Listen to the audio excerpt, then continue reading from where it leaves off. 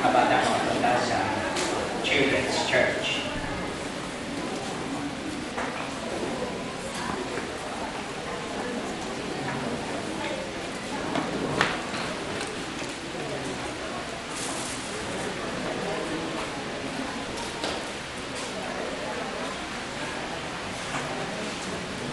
Ito po ang prayer request. Ang mga mahal niyo sa buhay, pauwi, galing abroad, sasakay ng aeroplano, kasama ang mga bata, idalangin natin sila sa Diyos. Tapos sabi rito, ang anak ko po sumali sa paluwagan, 21,000 ang dapat niyang matanggap sa taon. Ganun yung natanggap ko Sabi rito, pero inastos ko ng taga-kolekta. May disgrasya pala rin. Buti na lang hindi ako na-11, no? Idalangin natin mabalik ang pera niya. Palagay ko kaya mapabalik tayo? Matahimik kayo. Ilan naniniwala, tutulungan ng Panginoon makabalik yung pera? Okay, good. Purihin ng Diyos. Kasi ako, kabado ko, hindi na Kaya kailangan tulungan niyo ako na manampalataya. Talaga ba niniwala kayo? Hindi babalik ng Diyos yun? Good. Sabi rito, may hearing po kami sa February 20. Bigyan kami ng katalinuhan ng Diyos at finances. Matapos na po sana bukas yung hearing. Okay. Sabi dito, isama po nyo ang aking anak. Nasa Abu Dhabi po siya. Sana wag siyang mapasama doon sa pauwi na at makarecover ang kanilang kumpanya. Okay? Reasonable yung prayer request. Ilan ang may prayer request din? Sabi ko, ilan ang may prayer request? May naghikap? Saan pa ba? Kaya alis ko kayo, nakakayin ninyo. Nakikita ko kayo na ano na pagsuot ko at salamin ko. No? Only believe, all things are possible. Katayo tayo. Only believe, only believe, all things are possible. Only believe, only believe, only believe, all things are possible, only believe. Tayo manalangin. O Diyos, lumalapit kami sa iyo. Kasi hindi ka nakakadala na lapitan. Wala kang hinihiyak. Wala kami sinusumba. Lagi mo kaming mahal. Maraming salamat sa iyo, O Panginoon. Maraming salamat sa iyo. Kaya narito muli, nagpapahayag kami ng pangangailangan. Tulungan mo itong mga mahal sa buhay na papalik dito sa bansa. Ingatan mo sila, pati yung mga bata. Pagkaroon yung mga bata ng kalakasan, kalusugan para magbiyahe. Ganon din ang mga magulang at mga mahal sa buhay. O Diyos, narito ang isang anak, nagtiis siyang magpulog linggo-linggo. At dapat tumanggap siya ng 21,000. Dinadalangin ko, O Diyos, na pagkalooban mo ng kakayanan na yung kolektor nila ay maibalik yung kanyang sinalbahing pera. Ibuin mo ang kanyang puso. Magmilagro ka, O Panginoon. Pagkat ang daming naniniwala, nananampalataya sa iyo at ako man din ay nananampalataya, Panginoon, kaya mo itong ibalik. Kaya tulungan mo yung kolektor na iyon, O Diyos. Narito ang isang prayer request, Panginoon, tungkol sa court hearing. Tulungan mo sila na napapaharap sa ganitong uri ng paglilinis. Sabi nila na ito'y matapos na. Gawin mo ngayon, O Panginoon, sapagkat masyadong delay ang katarungan dito sa aming bansa. Ipuin mo yung mga huko o huko at yung iba pa na may kinalaman sa kaso nito. Yung anak niya, O Diyos, na nasa Abu Dhabi, pinagpipray namin siya. Tulungan mo ang kanyang company na makarecover at ito ay umangat ulit at huwag siyang mapauwi at ang iba pa kung hindi makatapos sila ng kanilang contract, Panginoon, kahapagan mo sila. At O Diyos, nakita mo po ang aming pagtataas ng kamay. Alam na alam namin na kahit marami kami at marami bilang bilyon na tao dito sa mundo, nakikita mo sila isa-isa. Kaya alam mo ang aming pangangailangan. Alam mo ang aming hinihingi. Alam mo ang aming suliranin. Alam mo ang mga karamdaman ng mga anak mo. Alam mo ang mga kinatatakutan nila at pinangangambahan. Alam mo ang mga kagulumihanan nila. Tulungan mo po ang lahat. Tulungan mo sila. Ipuin mo ang mga may sakit. Tulungan mo yung mga may suliranin. Ipagkaloob mo ang pangangailangan ng mga nagigipit, O Diyos. At O Panginoon, pinagpipray namin ang aming mga mahal sa buhay, ang mga kapitbahay namin na kinakailangan kami ay maghatid sa kanila ng iyong salita. Gawin mo nga po kami na magkaroon ng bawat isa sa amin ng pagkakataon para mapakita namin sa mga mahal namin sa buhay na ikaw ang tagapagligtas, na ikaw ang Panginoon at ikaw ang Diyos. Itinadalangin namin silang lahat na nasa malalayong bansa na mga kapatiran namin. At sa sandaling ito, aliwin mo sila. Sa pamamahinga nila, bigyan mo sila ng mahimbing pagtulog. Yung mga nasa Middle East, itong mga nasa Asia, itong nasa Canada, nasa USA, nasa Europe, Panginoon, yung mga nasa Karagalan, mga Siban na mga kapatid namin, lahat sila ingatan mo po. At yung isa naming kapatid, O Panginoon, na pabalik na sa trabaho niya, ingatan mo siya. Ilayo mo siya sa masama. At O Panginoon, tulungan mo mga pamilya na narito. Tulungan mo sila na maging matapat sa iyo, maging matapat sa kanilang mga sarili at sa kanilang mga anak. Sa pangalan ni Jesus, ito ang aming dalangin. Amen. Makakadali na po kayo sa inyong pagkakaroon.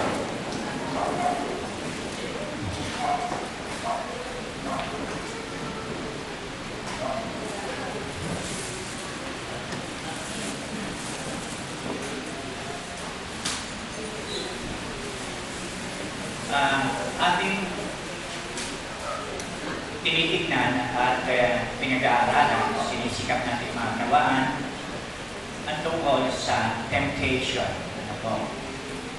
Tungkol sa temptation.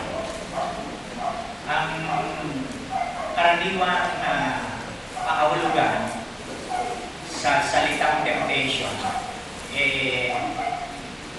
hindi mabuti, bad word to. Pero yung tinranslate sa wikang Ingles na tempt, tuksuhin, no? At ay ang talagang dapat na translation doon ay subukin. Subukin. So kailangan pag-ingatan natin mabuti ang pagpapakahulugan. Ang better translation sa wikang Ingles ay tempt. Yung tempt ay test. Subukin, testingin.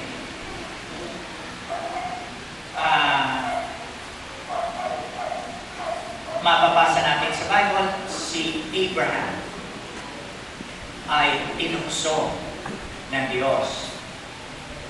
Ang dapat na translation doon ay sinubok siya na Diyos. Yung tempt o temptation, ang intention noon ay ihulog ka, ibulig tayo sa kasalanan. iligaw tayo, ipahamak tayo.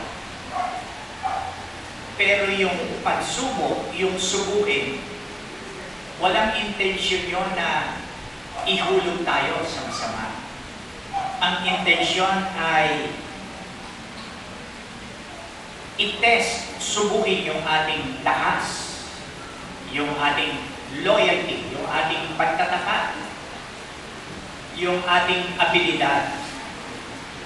Kaya, pagka sinusubok tayo ng Panginoon, kagaya ni Abraham, nang subukin siya ng Diyos para yung anak niya ng kaisa-isa, si Isaac ay ialay niya sa Panginoon bilang sacrifice na susunugin. Ginawa yan ng Diyos para hindi para magkasala si Abraham, kundi bagos para tingnan kung hanggang saan siya susunod sa Panginoon. Kung lubos ang kanyang pagsunod sa Diyos. Hindi magagawa ng Diyos na ipahamak tayo at ihulog tayo sa kasalanan. Of course, sasabihin ng iba, bakit gumawa pa ho ang Diyos ng puno doon sa Hardin ng Eden, ng isang puno na yung puno ng knowledge of good and evil. Bakit pa? Sana hindi na lang niya ginawa yun o tuloy na tukso yung tao. Kung ganon, hindi malalaman nila Adan kung ano ang pagsunod. Hindi rin malalaman ng Diyos ang kanilang pagtatapat. Kaya inilagay yun doon para lalo silang maging matibay sa pagtatapat sa Diyos. Kaya sa pagsubok, pag nagtagumpay ka, lalabas ka na lalong malakas, lalo kang matibay, at lalo kang tapat sa Diyos. Okay? Yun ang first lesson natin. Nung isang Sunday, pinag-usapan natin kung saan nanggagaling ang temptation. Saan at paano nanggagaling ang temptation. Sinabi ko sa inyo, pinakita ko sa inyo sa salita ng Diyos na merong mga temptations.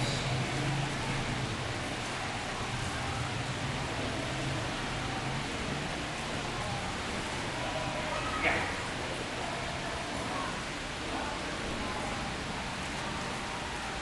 Share? Oh. Praise the Lord.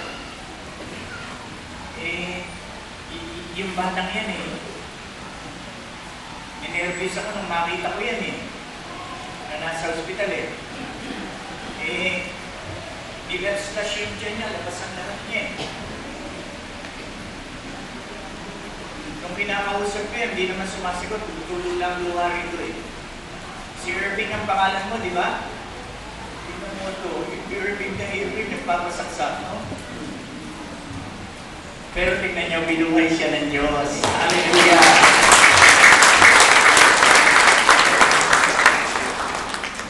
Yan, itibay lalo yan. Magsisimba na yan linggo-linggo. Amen? Pag hindi pa, ewan ko na lang.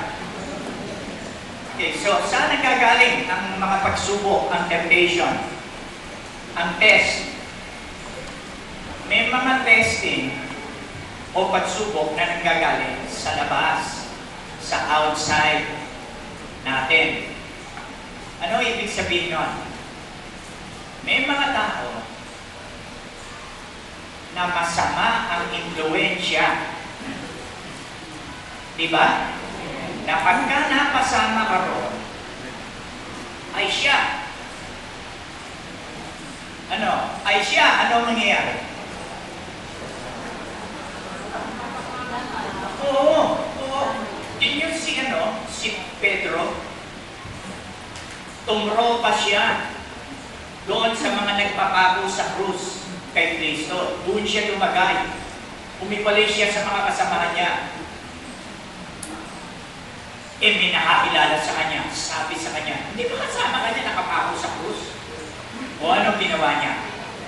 Ha? Ikinaila niya. Tapos galingal siya nung malaman niya ang ginawa niya. Bagsak siya. Nagkamali siya. Nakalimutan niya na may mga test, may mga temptation na galing sa iba, sa labas natin. Pero alam naman natin sa kabilang tao, may mga tao na pagka naroon tayo sa kanilang harapan, naroon tayo sa kanilang paligid, mahirap gumawa ng masama. Ayag kayo? Oh. Saan ba ako naroon?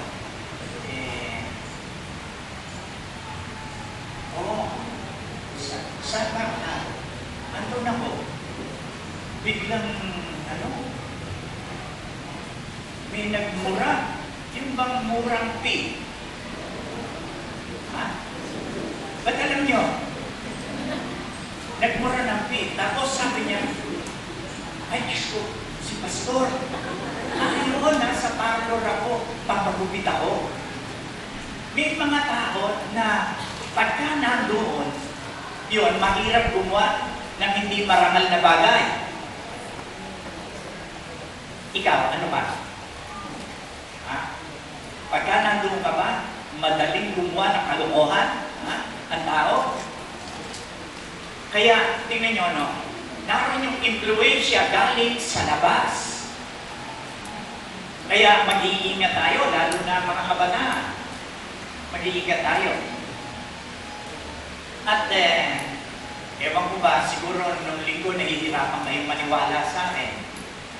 May mga tukso at mga pagsubok na galing doon sa pinakamalapit sa atin. Yung pinakamamahal natin. Yung pa ang dumidemonyo sa atin. At wala silang intensyon na pasamain tayo. Bigyan tayo ng konsumisyon, saktan tayo. Wala silang ganong intensyon. Mahal na mahal nila tayo. Di ba? Pero sabi ni Jesus, mag-iingat kayo, darating ang araw, yung mga mahal nyo sa buhay, ang inyong magiging kalaban. Kaya nga sabi ni Jesus, ang sino bang hindi magmahal sa akin, nang higit kaysa sa kanyang pagmamahal sa magulang niya, asawa, kapatid, hindi pwedeng maging alagad ko. Okay, pabayaan niyang paliwanag ko sa inyo. Merong mga tao, alam nila kung ano ang gusto ng Diyos na gawin nila. Pero, sabi ng tatay at nanay ni Ate Bench nyo sa kanya, huwag kang mag-aasawa ng pastor. Mamatay ka ng gutom. Diba? Huwag kang mag-aasawa ng pastor. Ano labang ko nun? Kasi ako gutom din.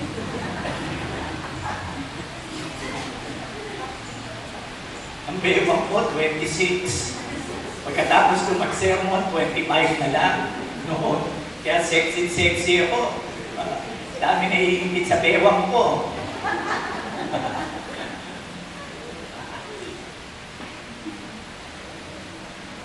Sabi ng mga ang tatay ko noon, sabi sa akin, ikaw ayaw ko nang umuwi ka ng alas 10 ng gabi, ha? Sabi ko, bakit ako? Meron bang nangangaral? Alas 10 ang uwi. Sabi sa akin, pinaghihinalahan ako. Kasi yung mga kasama ko, puro babae. Sumasama yun eh. Gusto nang kumante. Magpuro ng mga bata. Sabi sa akin, yung pangaral mong yan sa Guadalupe, at yan sa Bilangguan, Pangangaral ligaw lang yan. Alam niyo, gusto ko suntukin ang bibig ng tatay ko eh. Oo. Ito akong tatay ko. Siya pa kung nagsabi sa akin, binasa sa akin ng Biblia, ang panganay kailangan maglingkod sa Diyos. Kaya anak, magpapastor ka, naintindihan mo? Gusto ko na sabihin, hindi ko naintindihan. Gusto ko maging abogado. Hindi abogado, abogado. Eh ngayon, ito ako. Nagpa-practicum na ako, nangangaral ako. Nako! Galit pa sa akin. Galit pa sa akin. So, para huwag na lang kami mag-away, hindi na ako tumatanggap ng pangangaral sa labas. Hindi na ako, kaya tuloy ang grade ko sa practicum, C-. May mga tukso at pagsubok na galing doon sa malapit sa atin. Ang intention nila ay mabuti, mahal na mahal nila tayo. Ayaw nila tayong mahirapan. Ayaw nila tayong magutom. Ayaw nila tayong magsuot ng gula-gulanin na damit. Kaya, utang anak, magtrabaho ka na lang. Tapusin mo yung pagdudoktor mo, suportahan mo 10 pastor, pero ikaw, wag. Nakukuha niyo ibig sabihin, may mga pagsubok na galing sa ating mga mahal sa buhay. At ang tinig nila ng pagpoprotesta at pagsaway sa atin ay tinig ng pagmamahal. Mahal nila tayo. Nakukuha po natin. Kaya hindi tama yun na nagagalit ako noon sa aming parents. Hindi. Hinintay ko lang talaga yung oras at sandali na ako na in charge sa buhay ko.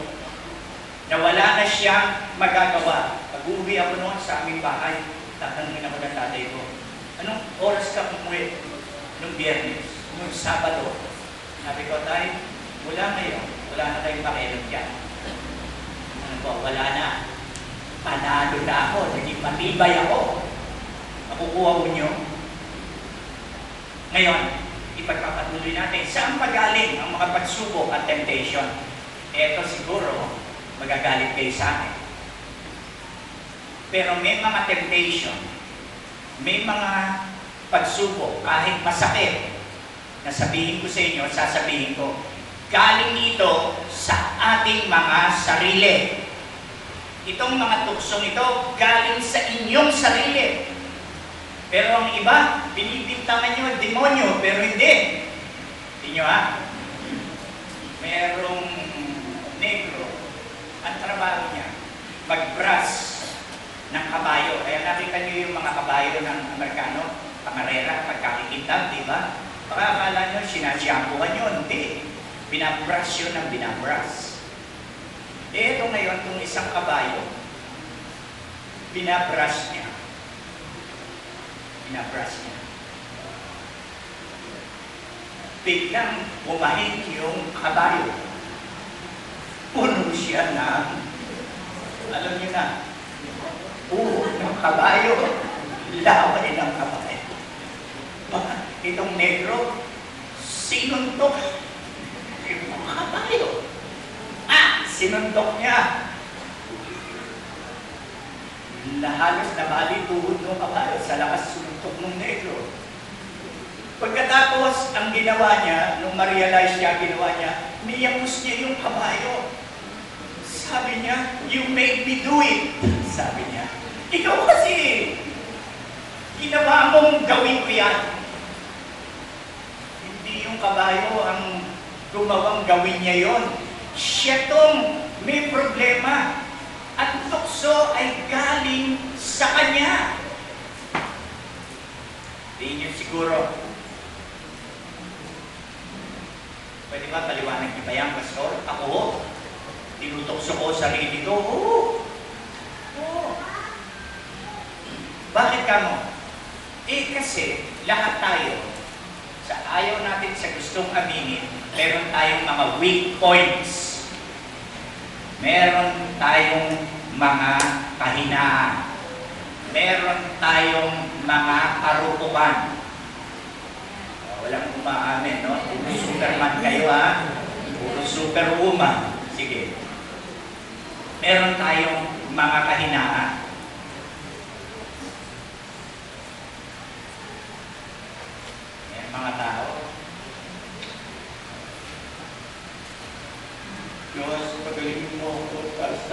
blood pressure ko, masakit ang puso ko. Pastor, pag-pray mo na ako. Sabi ko, bakit sumakit ang puso mo? Bakit tumaas ang blood pressure mo? Ewan ko ba? Magsabi ka sa akin totoo. Sabi ko sa akin. Hindi, unang-unang pag-pray ko, yung ikay sinungaling. Kasi paggabi ko nandun ako sa kasalan. Napalakas ang kanin ko ng lechon. Nag-pray naman po ako pero tumaas pa rin ang blood pressure ko. Tingnan nyo saan galing yung temptation na yun? Hindi doon sa lechon, sa kanya. Yun ang kahinaan niya eh. Di ba? Oo. Hindi nyo makakala nyo, anghel ako. Hindi. Palagi ako nagkakasal. Alam niyo yan. Naku, andun lechon. Lalagay pa sa harapan. Hindi ako nagkasal eh. Lalagyan ako malaking plato. Talaga dinadala pa lang yun. Tulo na laway ko. Sino papatulo ng laway ko? Demonyo hindi. Hindi, kahinaan ako. Kahinaan ko yun. So, ano ginagawa ko kukuha ako ng kapraso. Ba't kayo naglalaway kayo? Isasaw-saw ko doon sa sarsa. Isusubo ko sa inyo. Hindi. Isusubo ko sa akin. Alam nyo, pagkatapos nun, ipapahama ko yung iba. Bubuhatin ko yung binigay sa akin lechon. Kaya po, kainin natin nyo. Kung gusto nyo, inilalayo ko sa sarili ko. Ngayon, paano ko nagagawa yung nakikilala ko? May weak spot ako. Pag ako nakakita ng lechon, ayoko na ng kanin, ayoko na ng... ayoko na. Ako, seto pa sa disgrasya. Kailangan weak spot. Ito, hindi makapuno. Alam niyo kung anong makapuno? Hindi nyo alam, ignorante ata kayo eh. Alam niyo kung anong makapuno? Yung niluto na. Oo. Tapos, meron bang ubi? Tapos, ito masarap. Meron bang matamis na langka? Kami nito, sabi ko, mag-try tayo sa Tagaytay. Hindi ako ng langka. Ako magluluto. Medyo, kaya na ako yun eh. Kaya nga natutunan ko lutuin, mani. Alam ko. Ako, pero pag kinain ko yun, madidisgrasya ako. Pag tinundo ni Kati, nung nandito siya, o di ba, ang daliri ko, tines, naku, 185 ang blood sugar ko. Patay ako. So, anong gagawin ko? Wala ako nakabraso. Wala ako. Konti lang. Kakainin ko. So, tingnan nyo may mga, ano ba yan? Bago ba ako sa braso?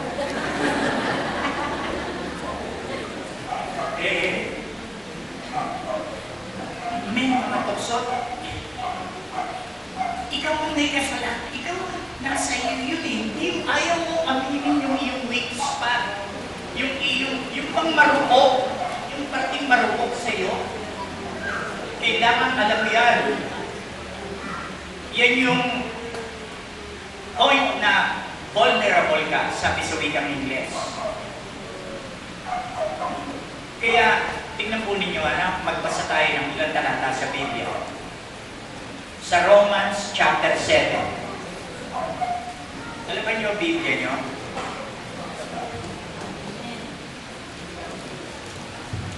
Romans 7. Babasahin ko po ang verse 24.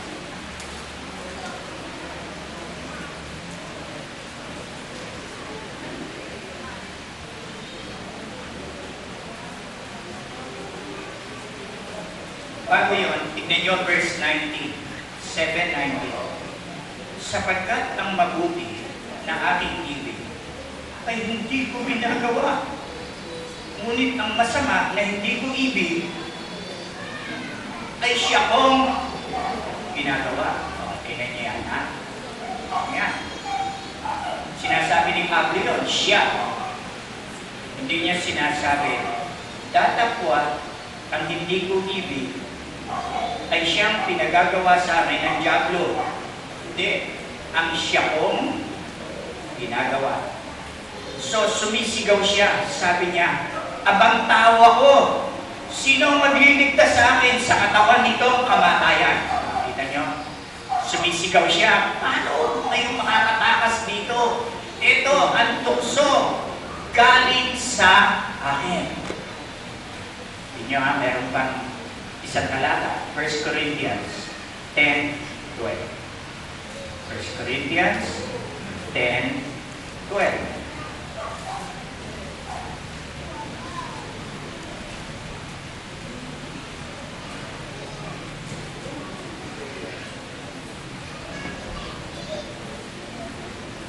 Kaya ang may akalang siya'y nakatayo,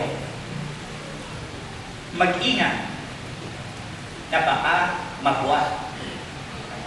Ito ka, akala mo solid ka, ang lakas-lakas mo, mag-iingat ka pag nakatayo ka. Kasi naroon yung weak point mo, baka ka mabuhat.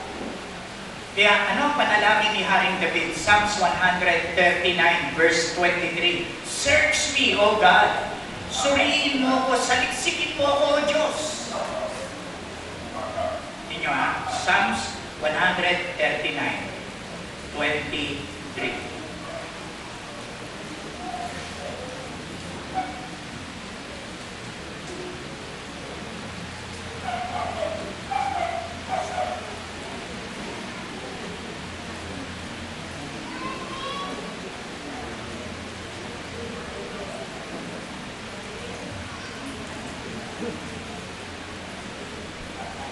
Sabi niya rito, siyasatin mo ako, O Diyos, at alamin mo ang aking puso.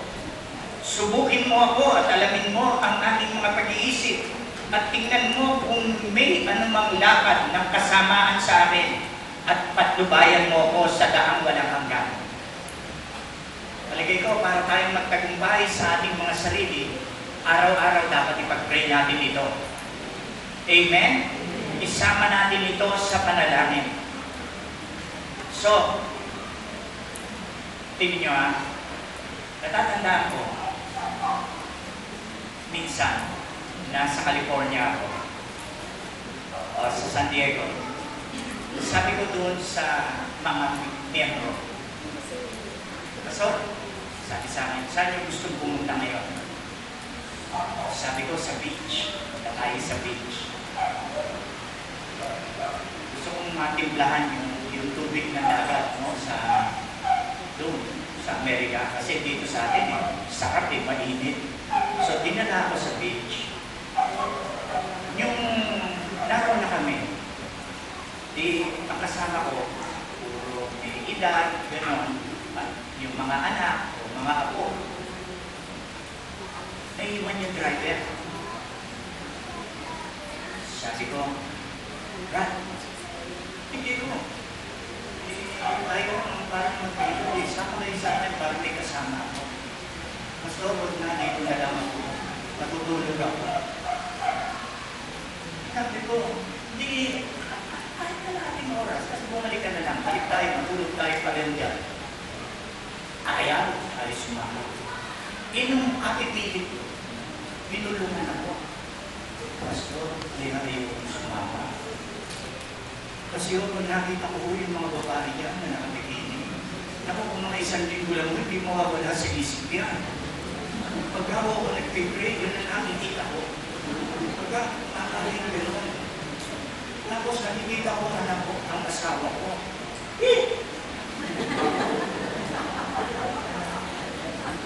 Nagtapat siya sa akin. Ito, Kristiyano to. Hindi ko pa yung video. Kristiyano to. Ganun ba ako? Hindi ko sinabi sa kanya, nililay hands kita. Hindi. Ipag-pray ko, Lord, bulagin mo to.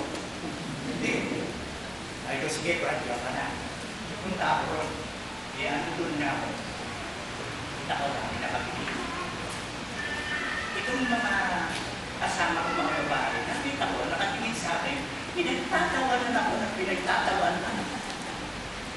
Sabi, inuwi kasi basta, ba't tawa ng tawa?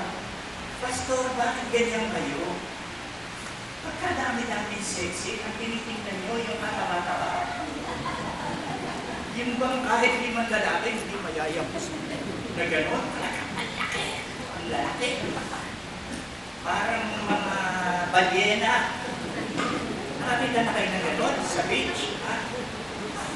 Akala nyo kayong matataba rito? Pag napunta kayo sa Amerika, payat kayo.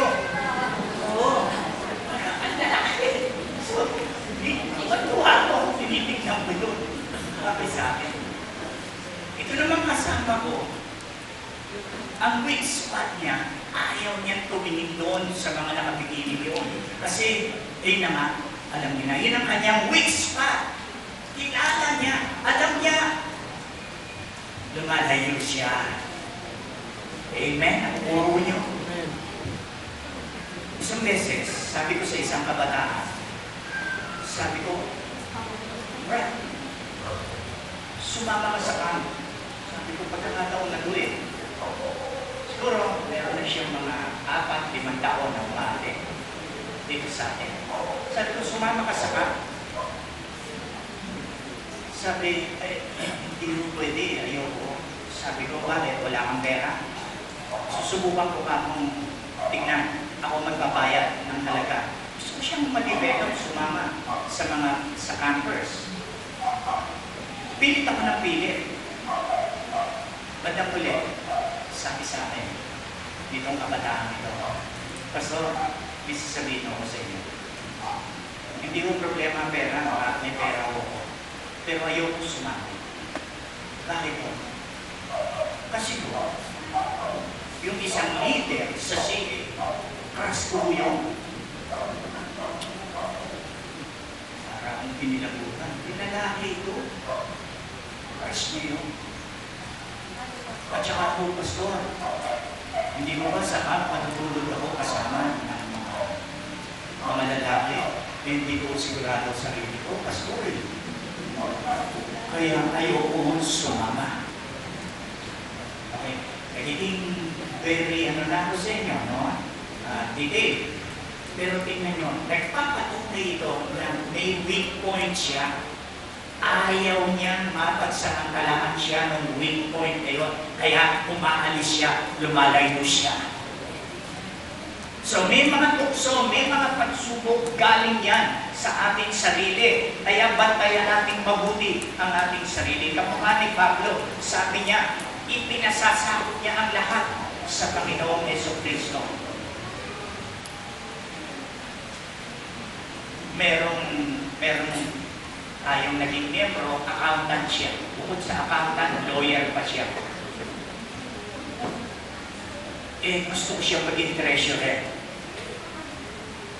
So, nung matapos ang term ng isa, kinausap ko siya para maging treasurer.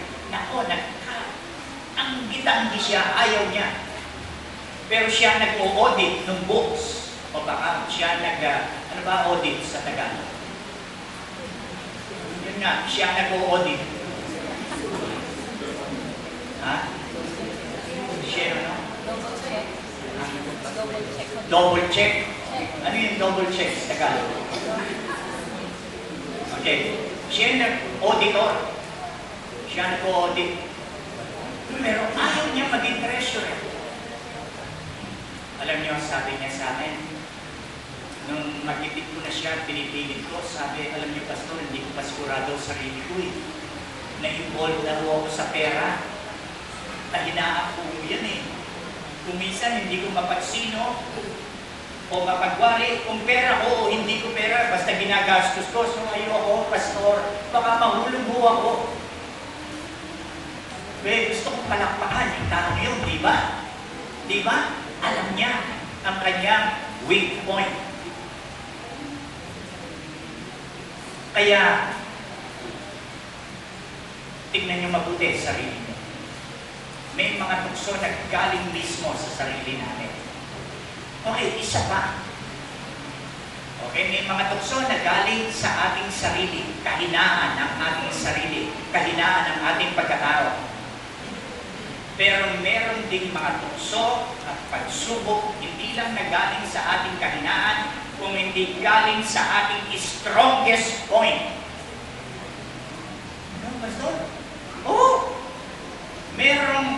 ang tukso nanggaling sa pinakamalakas nating punto. Sa pinakamalakas natin at pinakamatibay na point, nandiyan yan. Hindi galing sa ating weak point, kundi galing sa ating strong point.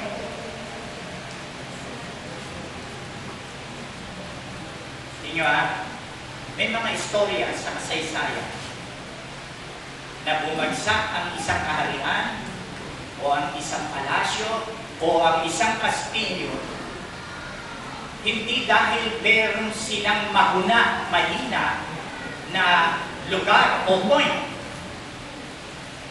Ang totoo, ang kadahilanan kaya sila bumagsak ang isang kaharian,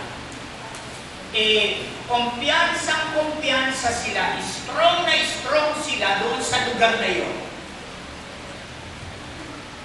Kinalimutan na nila, sabi nila, hindi pwedeng maka-atake yan ng ating kaaway. Ito, bantayan natin mabuti, itong ating weak point. Natugtog sila. So yung pinabayaan nila na akala nila strong sila, doon sila binanatan. At ano nangyari? Bagsak. Ganon din tayo. Mag-iingat tayo sa palagay natin at isipan na malakas ako dahil pagkayan. Matibay na matibay ako pagkayan, ganyan. Hindi ko na kinakailangan gwardiyahan yan sa buhay ko. Yan, hindi ko kahinaan. Yan, dyan ako malakas. Iingatan natin mabuti yan. Ilan ng babae, asawa, sabi sa akin, ang asawa ko mahina sa kwarta, mahina ang ulo. Pero sigurado ako, pagka babae, matibay yan. Ako lang mong pastor ang tinitingnan niya. Uy, bakit umiiyak ako ngayon? Kasi nag-overconfianza ako. Akala ko malakas siya. Serious kayo ngayon, no? Lalo na mga may asawa. Oo, natitignan ng masama yung kapartner niyo. Tsaka hindi lang naman lalaki, pati babae rin eh. Oo. Nako, kung makita ko nyo yung mga nakikipag-usap sa akin, yung mga lalaki na tinindero, ginawang miyembro ng banda, ng kanilang asawa, alam niyo na, ibig ko sabihin. Yung sabi sa Cavite, Tinoroto, sabi sa akin, pastor, ang naalam ko, asawa ko matibay. Naku, ang hinihino niyan. Yung nag-date ko kami, hindi ko mahawakan ang dulo ng kuko niyan eh. O tapos yun, iniwanan siya. Kaya, tandaan natin, pantayan natin mabuti yung ating weak point at strong point. Amen. Huwag tayong magkumpiyansa. Dahil dumarating yan ang mga pagsubok. Ngayon, paano ang pagkontra sa mga temptation? Paano ang pagkontra? Yan. Hindi nyo. Story, sermon kayo sermon. Paano namin makukontra yan? Ano nga ba? Paano nyo kinokontra? Paano nyo nalalabanan? Ha? First, alam natin, ano sabi ni Jesus? Pray that you enter not into temptation. Huwag natin pababayaan ang ating gawain ng pananalangin. Isiyoda na kung hindi pa kayo nakakapaghilamos at puro muta kayo at may laway pa kayo rito, katuyo. Bago kayo maghilamos, mag-pray na kayo. Amen? At araw-araw, pag-pray nyo. Pinagpipray ko itong prayer ko. Diyos, salamat sa araw na ito. Unang-una, ilayo mo ko, ang asawa ko, at miyembro ng pamilya ko sa kasalanan. Sa kasama, huwag kaming mahuhulog yan.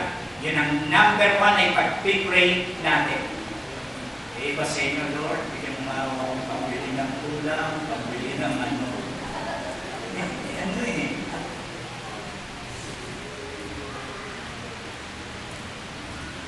Mas matindi yung pagka nahulog ka sa kasama kaysa nahulog ka sa gutom. Alam niyo, kung mga 1 linggo ka ng magutom, hindi ka mamamatay. Oh. Pero pagka nahulog ka sa kasalanan, ano kabayaran ng kasalanan? Pamatayan. Kaya, pray. Mag-pray tayo. Bakit nahulog si Peter sa kasalanan?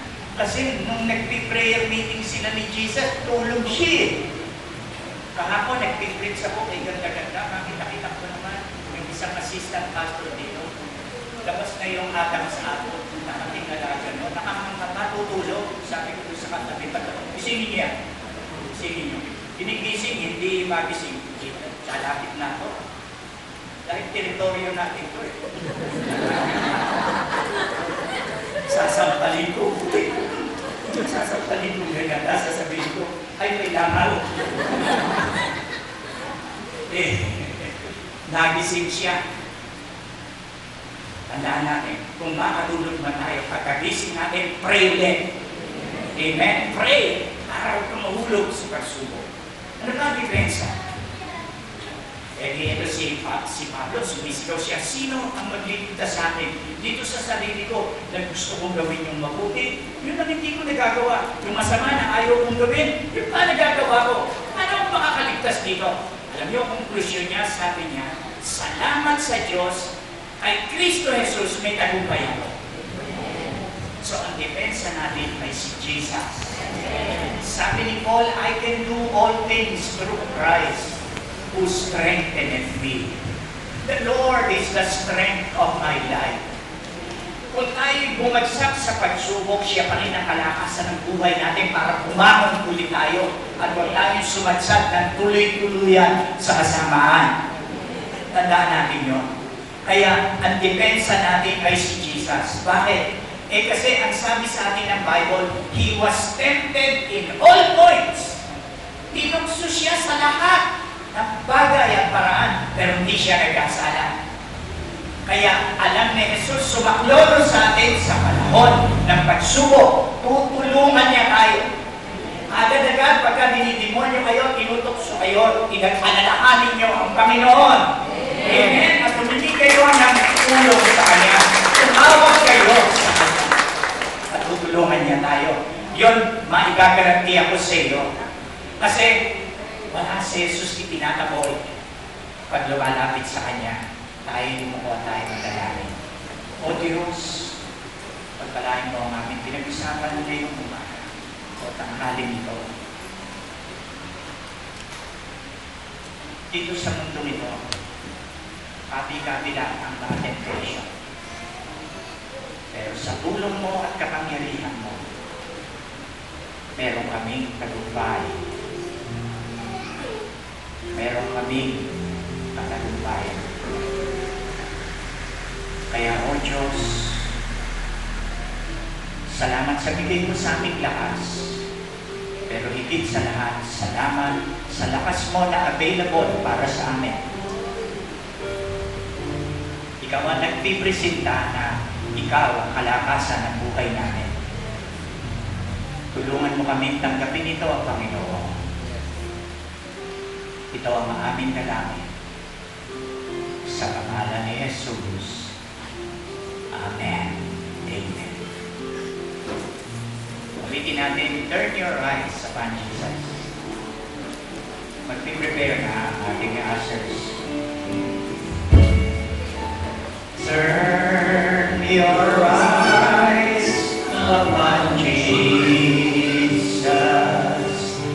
Look in His wonderful face, and the things of His earth will grow strange to me.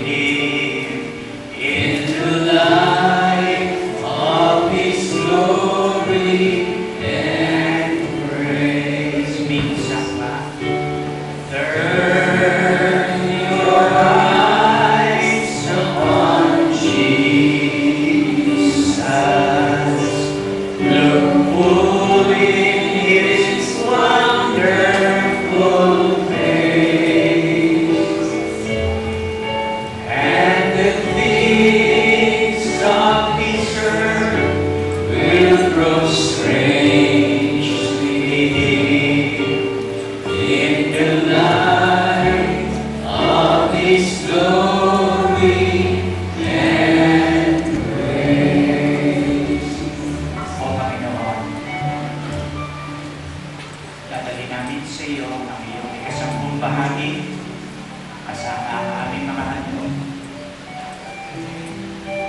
Salamat na pinagkalooban mo kami na aming kinabubuhay.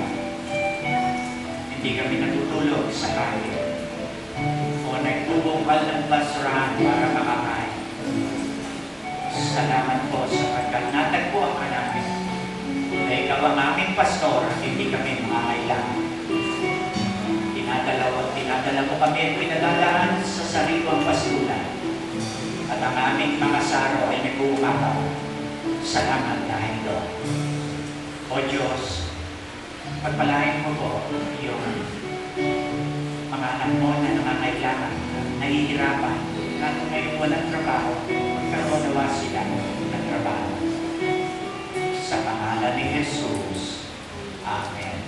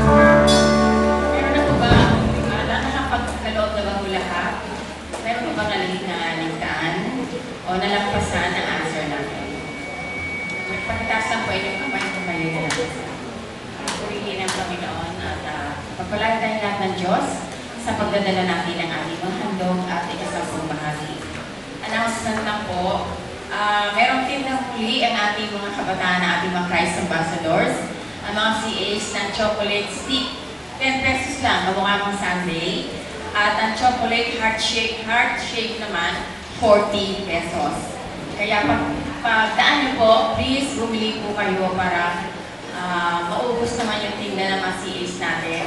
At makapag-ipon po sila ng pera. Kasi meron po silang dyan eh. Meron silang goal dyan sa perang yan.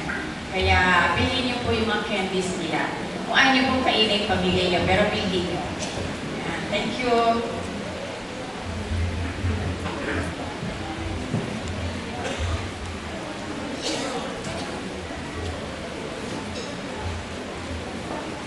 Saan si Mimi?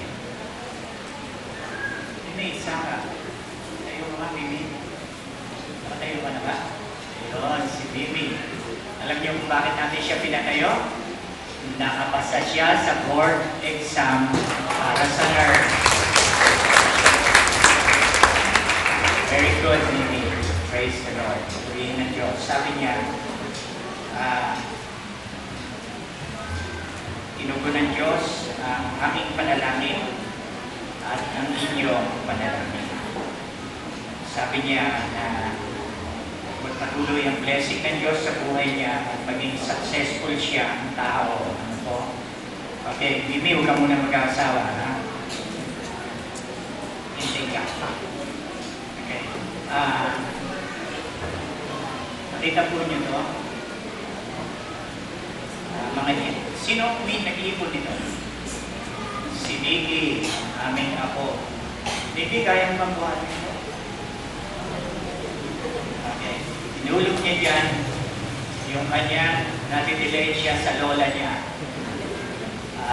Nakaipon siya para sa building natin. Eto naman, ako, lalo mabigat.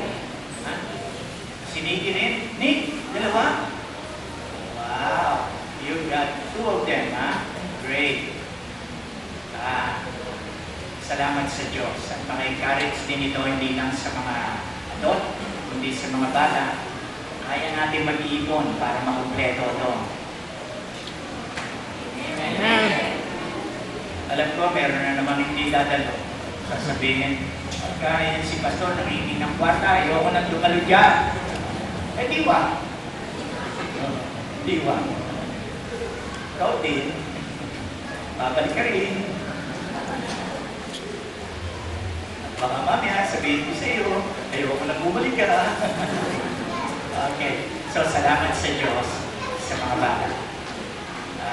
Alam nyo, naka-inspire yan sa inyo, Martin. Maliliit kayo, di ba, no? Kaya, alam nyo, bigay nyo ng mga pera sa bote, mga anak ng ating mga kapatid.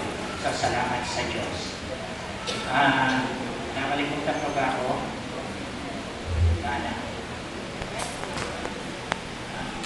Sa Wednesday, Bible study, pinag-aaralan natin ang Proverbs. At nakakatuwa yung Diyos, salamat po sa mga pinaganda mo ang buhay ng mga anak mo na narito. Salamat na niligtas mo kami sa maraming mga kasamaan sa buhay namin. At hindi ka patapos sa amin, alam namin nililinis mo kami at dinadali sa iba. Maraming salamat sa iyo. Ingatan mo kami ngayon sa pag-uwi. Ang mga pamilya sa pamamasyal, samahan mo sila. At sa hinaharap na isang linggo ito, bigyan mo ng mabuting kita at mabuting buhay ang mga anak mo. Luwi mo kaming malalakas at malulusog. At salamat o Diyos na si Irving ay iniligtas mo sa kamatayan. At narito na siya ngayon at nakakalakas.